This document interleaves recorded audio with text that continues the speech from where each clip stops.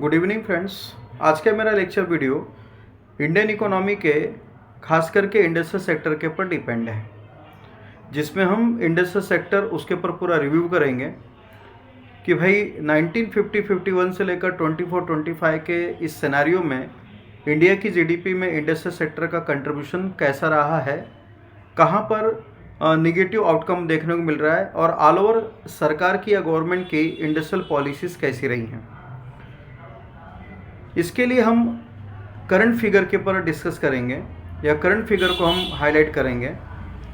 यानी अगर हम इकोनॉमिक सर्वे की रिपोर्ट को एनालिसिस करें या उसको फॉलो करें तो 24-25 के इकोनॉमिक सर्वे की रिपोर्ट के अकॉर्डिंग इंडिया के जीडीपी में इंडस्ट्रियल सेक्टर का जो ऑल ओवर कंट्रीब्यूशन था वो 27.6% था। तो 27.6% लास्ट ईयर के फाइनेंस ईयर में इंडिया की जीडीपी में इंडस्ट्रियल सेक्टर का आउटकम हमको देखने मिलता है। ठीक जब हमने एलपीजी मॉडल को अडॉप्ट किया, यानी कि लिबरलाइजेशन, प्राइवेटाइजेशन, ग्लोबलाइजेशन, और ख़ास करके उसको पॉपुलरली हम बोलते हैं कि राव एंड मनमोहन मॉडल। तो एलपीजी मॉडल में 1991 की इंडस्ट्रियल पॉलिसी आई थी, जिसको फ्रेम किया था कहा जा सकता है कि एक तरीके से पीजी कुरियन साहब ने। तो 1991 की इंडस्ट्रियल पॉलिसी और उस दौरान जो हमने इकोनॉमिक सर्वे की रिपोर्ट को एनालिसिस किया, तो उस फिगर को अगर आप देखेंगे तो 1991 के फाइनेंस ईयर में इंडिया की जीडीपी में इंडस्ट्रियल सेक्टर जो आउटकम दे रहा था 27.7%। देखिएगा दोस्तों, ये शॉकिंग फिगर है कि 1991 के फाइनेंस ईयर में इंडिया की जीडीपी में इंडस्ट्रियल सेक्टर का आउटकम 27.7% है, और लास्ट ईयर यानी 24-25 के इकोनॉमिक सर्वे की रिपोर्ट के अकॉर्डिंग इंडिया की जीडीपी में इंडस्ट्रियल सेक्टर का आउटकम 27.6% है। ऑलमोस्ट हम ये कह सकते हैं कि लास्ट 33 ईयर में जो टोटल एवरेज ईयर आपके सामने आते हैं, तो लास्ट 33 ईयर में इंडस्ट्रियल सेक्टर का जो परफॉर्मेंस रहा है या उसकी जो ग्रोथ रही है वो स्टैग्नेटेड है, यानी ठहर सी गई, रुक सी गई है। ना ही बहुत नीचे गया और ना ही बहुत ऊपर गया, यानी कि ठहरा हुआ है। 27.7 से हम 27.6% है लास्ट 33 ईयर में, जो डेफिनेटली कहा जा सकता है कि इकोनॉमिकल पॉइंट ऑफ व्यू से बिल्कुल ही अच्छा फिगर नहीं है। और ठीक अगर हम 1950-51 के अगर हम इकोनॉमिक सर्वे की रिपोर्ट को देखें या उस दौरान के जीडीपी कॉम्पोजिशन को देखें, तो उस दौरान इंडिया की जीडीपी में इंडस्ट्रियल सेक्टर जो आउटकम दे रहा था वो 16.6% का दे रहा था। तो यहाँ पर आपके सामने तीन इंपॉर्टेंट फिगर आए। 50-51 में इंडिया की जीडीपी में इंडस्ट्रियल सेक्टर 16.6%, 1991 में इंडिया की जीडीपी में इंडस्ट्रियल सेक्टर का आउटकम 27.7%, और 24-25 के फाइनेंशियल में इंडिया की जीडीपी में आउटकम इंडस्ट्रियल सेक्टर का कहा जा सकता है कि 27.6%। ये एक फिगर्स हैं। तो डेफिनेटली अगर हम 1950-51 को अगर हम 1991 के हिसाब से काउंट करेंगे तो वहाँ पर हमको 10% का ग्रोथ देखने को मिलता है, यानी 16% से हम 27% पे जंप कर रहे हैं। लेकिन 1991 से लेकर 24-25 में देखा जाए तो हम 27.7% से हम 27.6% पर आ रहे हैं, यानी कि पॉजिटिव तो नहीं है लेकिन थोड़ा बहुत निगेटिव तो यहाँ पर दिखाई दे रहा है। ऑल ओवर कहा जा सकता है कि इंडिया का इंडस्ट्रियल सेक्टर बहुत ज़्यादा हेल्दी नहीं है, ये आंकड़े इंडिकेट करते हैं। अब हमें ये देखना है कि क्यों इस तरीके का परफॉर्मेंस हमारा पीछे गया और क्यों इंडस्ट्रियल सेक्टर कहा जा सकता है कि जो एक्सपेक्टेड आउटकम चाहिए था जीडीपी में उतना नहीं दे पाया। उसके अपोजिट अगर हम आज के डेट में अगर हम चाइना की इकोनॉमी को कंपेयर करें तो चाइना की जीडीपी में इंडस्ट्रियल सेक्टर का जो टोटल आउटकम है वो 36% के आसपास, यानी कि अराउंड 37 मान सकते हैं आप। साउथ कोरिया का इंडिया की जीडीपी में इंडस्ट्रियल सेक्टर का जो आउटकम है वो ऑलमोस्ट कहा जा सकता है कि 32% के आसपास है। यूनाइटेड स्टेट ऑफ अमेरिका का अगर आप सर्वे देखेंगे तो उसमें आपको दिखाई देगा कि इंडस्ट्रियल सेक्टर का अमेरिकन जीडीपी में जो आउटकम है वो अराउंड 17% के आसपास है, जबकि अमेरिकन कंट्रीज़ में सर्विस सेक्टर के ऊपर वहाँ की जीडीपी डिपेंडेबिलिटी ज़्यादा है जो 76% के आसपास दिखाई देती है। ठीक है, ऑल ओवर अगर हम अपने नेबरिंग कंट्रीज़ के साथ अगर हम कंपेयर करें अपनी इकोनॉमी को, खास करके इंडस्ट्रियल सेक्टर को, तो चाइना बहुत आगे जा रहा है, यानी कि अराउंड 36% के आसपास जा रहा है। साउथ कोरिया भी ऑलमोस्ट कहा जा सकता है कि 32% के आसपास जा रहा है, जबकि उसके अपोजिट अगर हम इंडियन इकोनॉमी में अगर हम इंडस्ट्रियल सेक्टर को काउंट करते तो डेफिनेटली बहुत ही ज़्यादा निगेटिव फिगर हमको दिखाई देते हैं, जो 27.6% के आसपास हैं। यही कारण है कि हमारी जो ट्रेड डेफिसिट्स है वो बढ़ती जा रही है। चाइना हमारा बहुत बड़ा ट्रेड पार्टनर है, लेकिन प्रॉब्लम कैसा है कि चाइना हमारा ट्रेड पार्टनर है, लेकिन चाइना से हम इंपोर्ट बहुत ज़्यादा कर रहे हैं, जिसकी वजह से हमारा ट्रेड डेफिसिट चाइना के साथ बढ़ता चला जा रहा है। तो ऑलमोस्ट कहा जा सकता है कि हमारी ट्रेड डेफिसिट्स के बढ़ने के पीछे एक बड़ा रीज़न ये है कि हम खास करके इंडस्ट्रियल सेक्टर में, स्पेशली मैन्युफैक्चरिंग सेक्टर की बात करें तो हम उसमें उतना अच्छा परफॉर्म नहीं कर पा रहे हैं जितना कि हमें करना चाहिए। ठीक है, तो ये कुछ ड्रॉबैक्स हैं, कुछ कंपेरिजन मैंने यहाँ पर आपको दिखाई कि भाई हम कहाँ से कहाँ तक जा रहे हैं। अब इसमें अगर आप देखेंगे तो 1948 से लेकर अगर हम 24 तक अगर हम रिव्यू करें तो इसके बीच में ऑलमोस्ट कहा जा सकता है कि कई सारी इंडस्ट्रियल पॉलिसी सेंट्रल गवर्नमेंट ने लॉन्च की। 1948 में कहा जा सकता है कि श्यामा प्रसाद मुखर्जी की पहली इंडस्ट्रियल पॉलिसी आती है। 1956 में पंडित नेहरू की इंडस्ट्रियल पॉलिसी आती है, जिसको लाइसेंसिंग राज कहा जाता है। कॉमनली के लाइसेंसिंग इशूज़ किए जाते थे, इंडस्ट्रियल डेवलपमेंट होता था। इसके बाद कहा जा सकता है कि 1977 में मोरारजी देसाई की इंडस्ट्रियल पॉलिसी आती है, जो जिसमें सरकार ने खास करके कहा जा सकता है कि स्मॉल स्केल इंटरप्राइजेस के ऊपर काम करना शुरू किया, यानी जिसको आज हम बोलते हैं एमएसएमई, यानी micro and small medium enterprises. Almost कहा जा सकता है कि 1977 की इंडस्ट्रियल पॉलिसी की फ्रेमिंग जो थी वो जॉर्ज फर्नांडिस साहब ने की थी। इसके बाद 1980s की इंदिरा गांधी की इंडस्ट्रियल पॉलिसी आती है। उसके बाद 1991 में एलपीजी मॉडल के अकॉर्डिंग हमारी इंडस्ट्रियल पॉलिसी आती है। 2011 में जब our respected PM Manmohan Singh थे, तो 2011 में मनमोहन सिंह की सरकार के टाइम में नेशनल मैन्युफैक्चरिंग पॉलिसी आती है 2011। अब नेशनल मैन्युफैक्चरिंग पॉलिसी के बाद, जैसे अब 2011 में पॉलिसी आई थी, उसके ठीक 3 साल के बाद 2014 में मोदी गवर्नमेंट आती है। तो जब 2014 में मोदी गवर्नमेंट आती है तो सितंबर मंथ तक आते आते, सितंबर 2014 तक आते आते मोदी गवर्नमेंट ने का या एनडीए गवर्नमेंट ने एक तरीके से कहा जा सकता है कि the project make in India को लॉन्च किया। अब इसमें मैं एक चीज़ क्लियर करना चाहूँगा कि एक तरफ आपका देखा जाए तो the project make in India, और उसके अपोजिट देखा जाए तो नेशनल मैन्युफैक्चरिंग पॉलिसी। अगर दोस्तों अगर आप दोनों ही चीज़ों को अगर प्रॉपर तरीके से कंपेयर करें, एनालिसिस करें कि भाई नेशनल मैन्युफैक्चरिंग पॉलिसीज़ के ऑब्जेक्टिव्स क्या थे, the project make in India के ऑब्जेक्टिव्स क्या हैं, तो उसके हिसाब से आप देखेंगे तो दोनों के ही ऑब्जेक्टिव्स क्या हैं, सेम है। इनडायरेक्टली हम ये कह सकते हैं कि the project make in India national manufacturing policy की कॉपी पेस्ट है। यानी ऑलमोस्ट कहा जा सकता है कि the project make in India में मोदी सरकार ने ये कहा था कि भाई 2022 तक आते आते इंडिया की जीडीपी में, मैं रिपीट कर रहा हूँ कि 2022 तक आते आते इंडिया की जीडीपी में सिर्फ मैन्युफैक्चरिंग सेक्टर का जो आउटकम है वो हम 25% तक लेकर आएंगे। यानी जब मनमोहन सिंह सरकार का टेन्योर कंप्लीट हुआ था तो वो दौरान इंडिया की जीडीपी में मैन्युफैक्चरिंग सेक्टर का जो आउटकम था वो 16% था, यानी 16% था। और जब मोदी सरकार फ्रेम होती है मई के महीने में, और जब सितंबर 2014 में मोदी गवर्नमेंट लॉन्च करते हैं the project make in India, तो उस दौरान भी कहा जा सकता है कि इंडिया की जीडीपी में मैन्युफैक्चरिंग सेक्टर का आउटकम 16% था। तो ऑलमोस्ट ये कहने का मतलब ये है कि 16% से लेकर इंडिया की जीडीपी में मैन्युफैक्चरिंग सेक्टर का आउटकम बढ़ाने का टारगेट कितना था, 25%। यानी 16 से लेकर 25%, यानी ऑन एन एवरेज 10% इंक्रीमेंट का एक टारगेट था गवर्नमेंट का कि भाई हम प्रोजेक्ट मेक इन इंडिया के थ्रू हम 25% तक लेकर आ जाएंगे, ये इनका टारगेट था। और ऑलमोस्ट कहा जा सकता है कि the project make in India में सरकार का ये कहना था कि इंडिया एक मैन्युफैक्चरिंग हब बन जाएगा, फॉरेन इन्वेस्टर्स आकर यहाँ पर इन्वेस्टमेंट करेंगे, यहीं पर मैन्युफैक्चरिंग होगी चीज़ों की, जिससे कहा जा सकता है कि हमारी इकोनॉमी को एक अच्छा स्ट्रेंथ मिलेगा और इंडिया में एम्प्लॉयमेंट का रेशियो इंडस्ट्रियल सेक्टर के थ्रू बढ़ेगा। यानी टारगेट अच्छे थे। तो सेम अगर आप एनालिसिस करेंगे तो नेशनल मैन्युफैक्चरिंग पॉलिसी के भी टारगेट यही थे और the project make in India के भी टारगेट यही थे। ठीक है, बस ये था कि उसको हाईलाइट बहुत अच्छा किया तो हर लोगों तक the project make in India के ऑब्जेक्टिव्स या उसके बारे में लोगों को जानकारी मिली।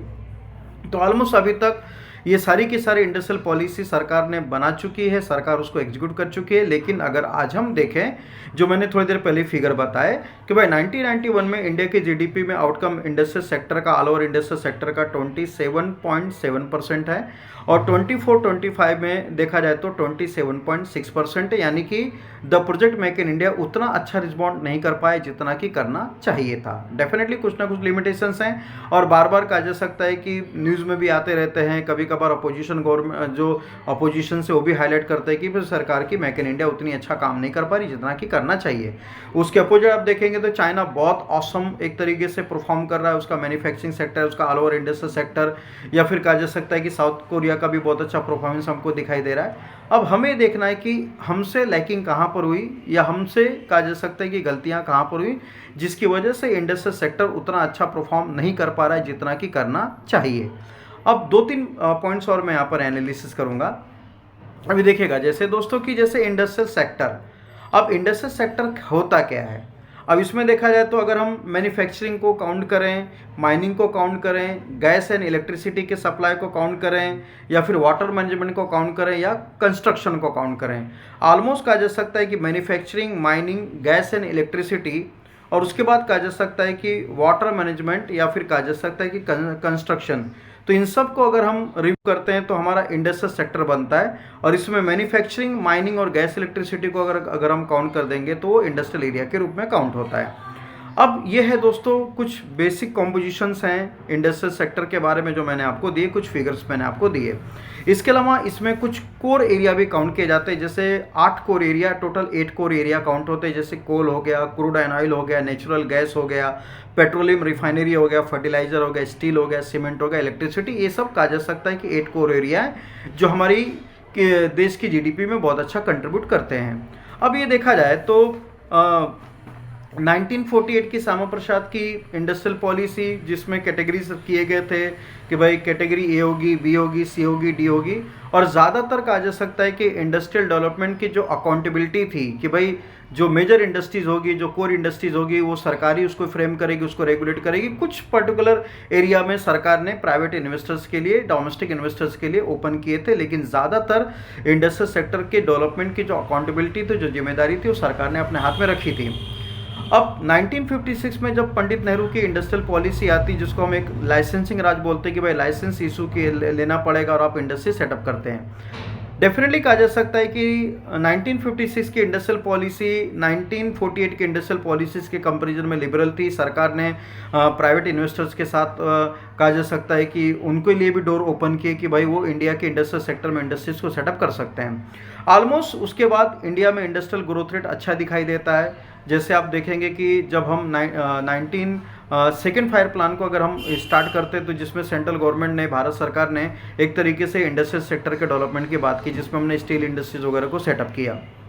तो ऑलमोस्ट कहा जा सकता है कि 1956 के बाद इंडस्ट्रियल डेवलपमेंट हमको बहुत अच्छा दिखाई देता है। अगर हम फायर प्लान के वैल्यूएशन को करें तो उसमें भी आंकड़े हमको सेटिस्फेक्शन डेफिनेटली देते हैं। लेकिन कैसा था दोस्तों कि 1965 तक आते आते, यानी कि 1956 की इंडस्ट्रियल पॉलिसी के एग्जीक्यूट होने के 10 साल के बाद, 10 ईयर के बाद, 1965 तक आते आते सेंट्रल गवर्नमेंट खास करके रिव्यू करना चाहती थी कि भाई इंडस्ट्रियल पॉलिसी 1956 का इम्पैक्ट क्या है इंडिया के इंडस्ट्रियल डेवलपमेंट के ऊपर। तो इसमें कहा जा सकता है कि पहली जो इंक्वायरी कमीशन आती है जो 1956 की इंडस्ट्रियल पॉलिसी का रिव्यू लेती है, उसको बोलते हैं R K. Hazari committee. R K. Hazari committee ने रिव्यू किया, एनालिसिस किया इंडस्ट्रियल डेवलपमेंट का पूरा, और आर.के. हजारी कमेटी का ये कहना था कि 1956 की इंडस्ट्रियल पॉलिसी से इंडिया में डेफिनेटली इंडस्ट्रियल डेवलपमेंट हुआ है, इसमें कोई डाउट नहीं है। लेकिन उनका ये कहना था कि ज़्यादातर जो इंडस्ट्रियल जो डेवलपमेंट है, वो जो इंडिया के जो लीडिंग कैपिटलिस्ट हैं, जो बड़े बड़े उद्योगपति हैं, उनके थ्रू ज़्यादा हुआ है। यानी इंडस्ट्रियल सेक्टर का या इंडस्ट्रियल डेवलपमेंट का एक तरीके से कहीं ना कहीं सेंट्रलाइजेशन हो गया है। यानी कुछ एक लोगों के हाथ में पूरी की पूरी इंडस्ट्रियल सेक्टर एक तरीके से क्या कर रही है, कंट्रोल हो रही है, रनअप हो रही है। जिसकी वजह से कैसा हो रहा है कि जैसे छोटे मोटे इन्वेस्टर्स हो गए या छोटे मोटे इंडस्ट्रीज हो गए, कैपिटलिस्ट हो गए, उनको बहुत ज़्यादा मौका नहीं मिल रहा है कि वो इंडिया में इंडस्ट्रियल डेवलपमेंट को आगे लेके जाएँ, या उनको प्रायोरिटी नहीं मिल पा रही है। अब दरअसल में कैसा होता है दोस्तों कि अगर हम इंडस्ट्रीज़ को अगर हम कैटेगराइज करें तो एक होता है वेट लूजिंग इंडस्ट्रीज़ और एक होती है वेट गेनिंग इंडस्ट्रीज़।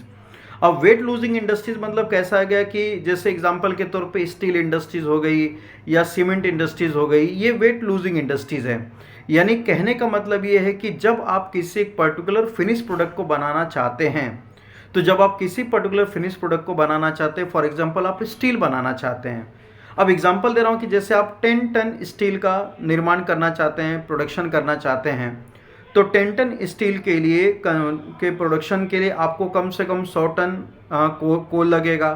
फिर उसमें आपको कहा जा सकता है कि लाइमस्टोन लगेगा, उसमें आपको कहा जा सकता है कि बॉक्साइट लगेगा, वगैरह वगैरह। तो ऑलमोस्ट कहा जा सकता है कि जो वेट लूजिंग इंडस्ट्रीज होती हैं उसमें रॉ मटेरियल का रिक्वायरमेंट ज़्यादा होता है और फिनिश प्रोडक्ट जो होता है वो बहुत कम आता है, इसलिए उसको हम बोलते हैं एक तरीके से वेट लूजिंग इंडस्ट्रीज।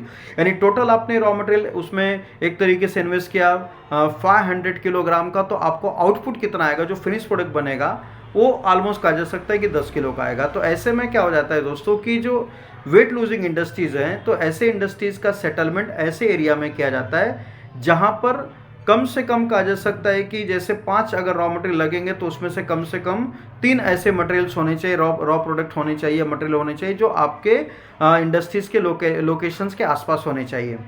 यही कारण है कि अगर आप कभी देखेंगे, जैसे आप छत्तीसगढ़ को देखिए या वेस्ट बंगाल को देखिए या फिर अगर आप झारखंड को देखिए या फिर कहा जा सकता है कि आप आंध्र प्रदेश को देखिए, तो इनिशियल स्टेज में ज़्यादातर कहा जा सकता है कि इंडस्ट्रियल डेवलपमेंट इन्हीं सब हिस्से में हुआ है, क्योंकि यहाँ पर कोल के रिसोर्सेज अवेलेबल हैं, यहाँ पर कहा जा सकता है कि मैग्नीशियम के रिसोर्सेज अवेलेबल है, यहाँ पर लाइमस्टोन के रिसोर्सेज अवेलेबल हैं, ईजी कहा जा सकता है कि एक तरीके से कम्युनिकेशन है, रेलवे की अच्छी नेटवर्किंग है। तो जब 1956 की इंडस्ट्रियल पॉलिसी आती है जिसमें रेस्ट्रिक्शंस कम थे और इस वजह से जो लीडिंग इंडस्ट्रीज थे, बड़े बड़े उद्योगपति थे, उन्होंने इन सब हिस्सों में इंडस्ट्रियल डेवलपमेंट अच्छा खासा किया। लेकिन इसके साइड इफेक्ट क्या आ गए कि जैसे आर के आचार्य साहब का कहना था कि भाई लीडिंग इंडस्ट्रीज के कंट्रोल की वजह से जो छोटे मोटे इंडस्ट्रीज है उनको प्रायोरिटी नहीं मिल पा रही है।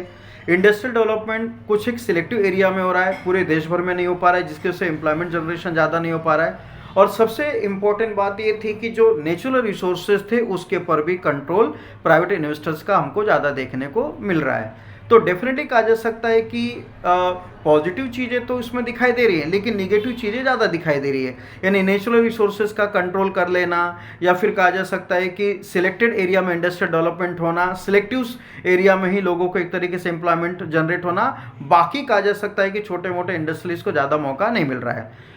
क्योंकि ये रिपोर्ट काफ़ी ज़्यादा सेंसिटिव थी, इंडस्ट्रियल सेक्टर के ऑल ओवर परफॉर्मेंस को लेकर थी, इसलिए क्या हुआ दोस्तों कि आर के हजारी कमेटी के रिपोर्ट को रिव्यू करने के लिए 1967 में सेंट्रल गवर्नमेंट ने सुबिमल दत्त कमेटी को अपॉइंट कर दिया। अब सुबिमल दत्त कमेटी अपॉइंट होती है 1967 में। अब सुबिमल दत्त कमेटी ने भी अपनी रिपोर्ट में उन्हीं सब चीज़ों को ज़्यादा रिव्यू किया, एनालिसिस किया जो आर के हजारी साहब ने अपनी कमेटी में कहा था।